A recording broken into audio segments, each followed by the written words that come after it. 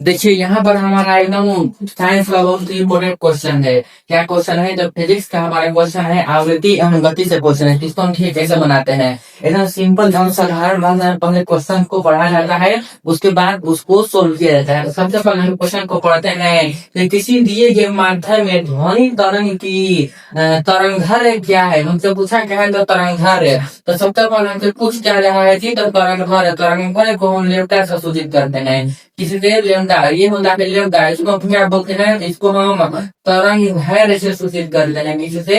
तो तरंगधैर्य से सूचित किया जाता है। जिसको तो लेमडा और तरंगधैर्य से सूचित करते हैं। ठीक है। तो हमें पूछ रहा है कि तरंगधैर्य हमारा और जिसकी आवृत्ति अर्थात की जिसकी आवृत्ति यानी फ्रीक्वेंसी, इसको हम एम से डिनोट करते हैं। जिसकी आवृत्ति कितनी दी हुई है? तो जिसकी आवृत्ति दी हुई है 820 हर्ट्ज। हमारा आवृत्ति कितना दिया हुआ है? तो 820 हर्ट्ज जो है हमारी आवृत्ति दी हुई है। और गति हमारा कितना है? 420। अर्थात गति को हम ई से डिनोट करते हैं। गति हमारा कितना है? तो 420 मीटर प्रति सेकेंड है। तो पूछ रहा है क्वेश्चन में कि तरंग जिसका हमें तरंगधैर्य पूछ रहा है, क्योंकि यहाँ पर हम आपको रिलेशन बताए थे। तो क्या? तो तरंग आवृत्ति चाल और तरंगधैर्य में हम आपको रिलेशन बताए थे। क्या? तो क्योंकि एफ यानी आवृत्ति बराबर होता है भी बटा में लेमडा। क्या? आवृत्ति बराबर होता है भी बटा में लेमडा।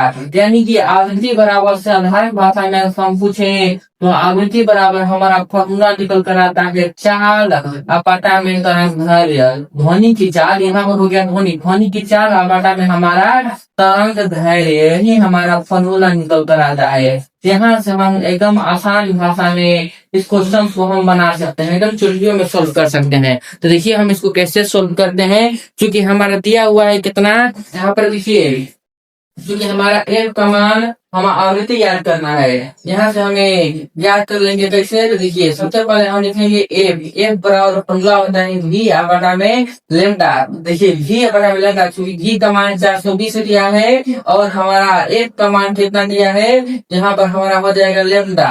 ठीक है। तो यहाँ पर देखिए एफ का मान हमें दिया है 820 हर्ट्ज। कितना दिया है? तो 820 हर्ट्ज। और यहाँ से हम सोल्व करेंगे, लेमडा हमारा इधर जाएगा अर्थात कि तरंगधैर्य हमारा इधर आएगा। ये हो जाएगा हमारा 420 बटा में 820। कितना?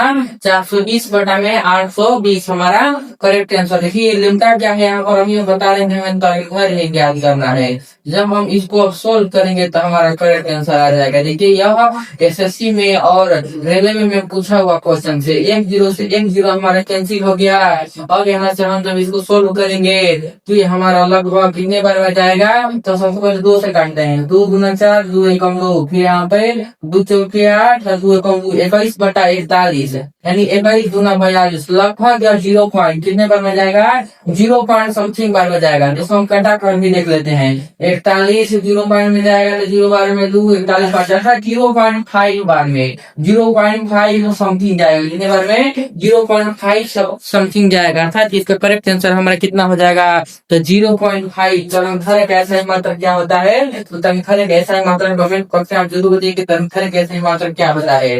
और यहाँ पर आवृत्ति का ऐसा मात्रक का मान हर्ट्ज हो गया, हमारा 0.5 करेक्ट आंसर हो जाएगा तरंगधैर्य का मान। क्योंकि यहाँ पर एक तरफ फूला होता है v बटा में लेमडा, आवृत्ति बराबर ध्वनि की चाल बटा में तरंगधैर्य है। क्योंकि यहाँ पर हमें क्या दिया हुआ है? तो आवृत्ति दिया हुआ है कितना? 820 और हमसे ध्वनि की चाल भी दी हुई है 420। यहाँ से हम तरंगधैर्य का मान ज्ञात कर लेंगे बहुत ही आसान शब्दों में।